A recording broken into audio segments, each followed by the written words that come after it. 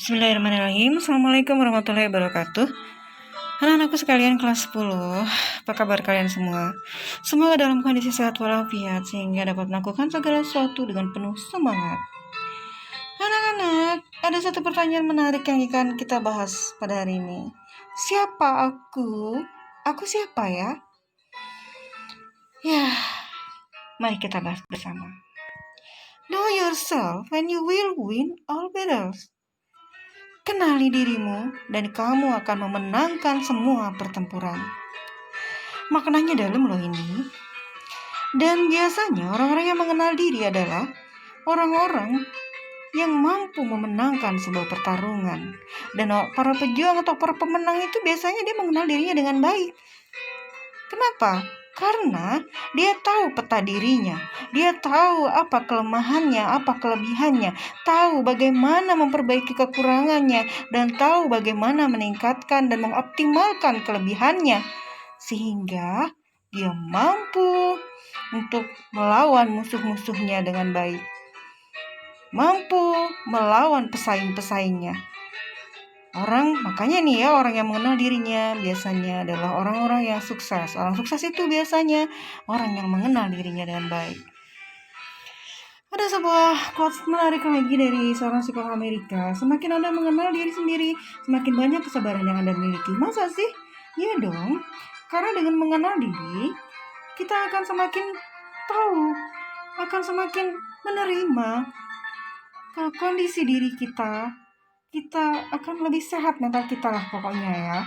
Tapi kan kita masih kecil, kita kan masih remaja, kita penuh gejolak. Iya, tapi apa salahnya bila mengenal diri itu sejak dini? Karena apa? Karena proses mengenali diri itu bukan proses yang sebentar, melainkan proses yang panjang.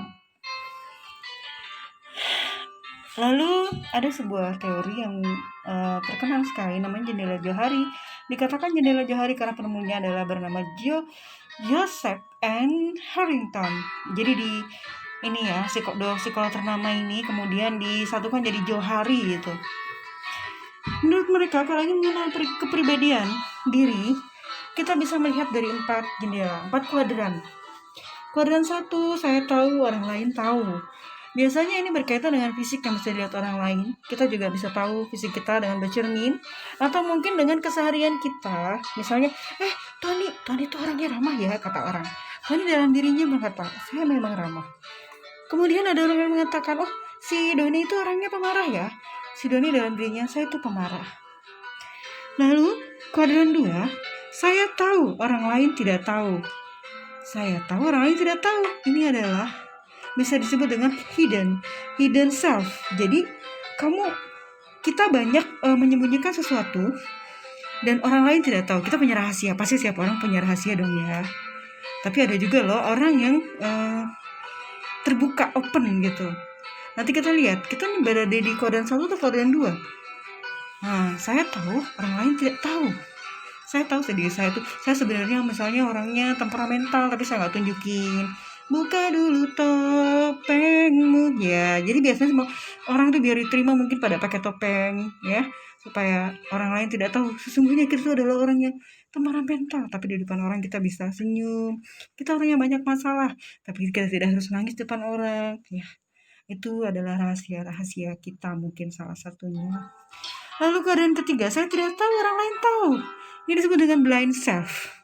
Jadi orang lain tahu, ngelihat, tuh orang nyebelin banget ya. Iya, tuh orang sok tahu banget. Tapi kita nggak nyadar, kita hilap gitu. Ya, ini banyak banget nih. Dan yang seperti ini biasanya harus dikasih tahu, harus ada teman yang support dia gitu. Ya. Lalu yang kuadran 4, saya tidak tahu, orang lain tidak tahu. Kau insan misteri, penuh rahasia. Nah, ini adalah orang yang sangat tertutup sekali biasanya, introvert. Atau juga ini berkaitan dengan masa depan.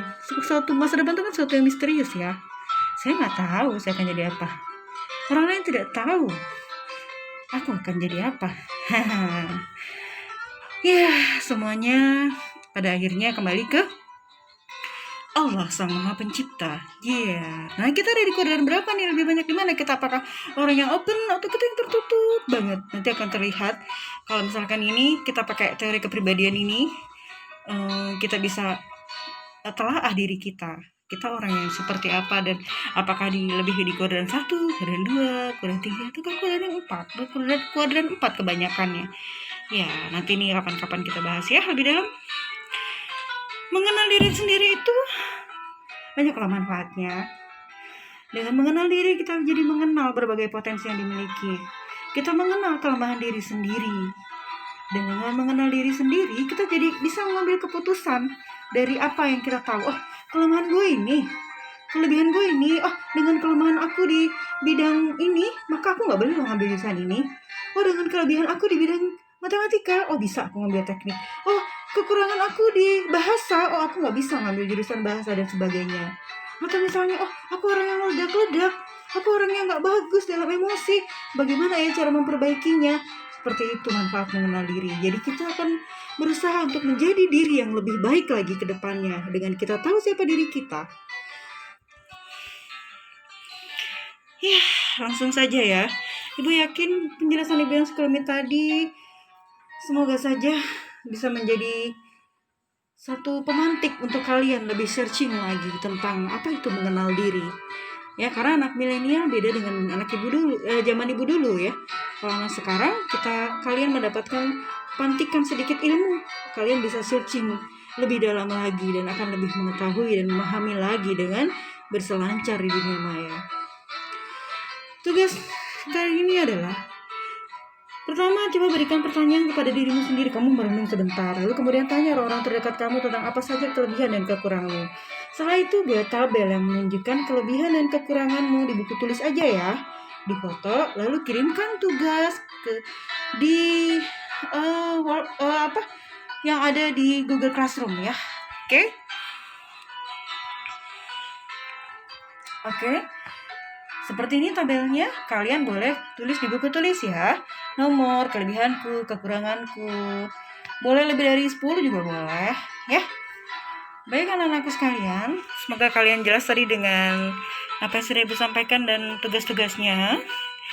Terima kasih atas perhatiannya, mohon maaf atas segala kekurangan. Jazakumullah khairan katsir. Wassalamualaikum warahmatullahi wabarakatuh.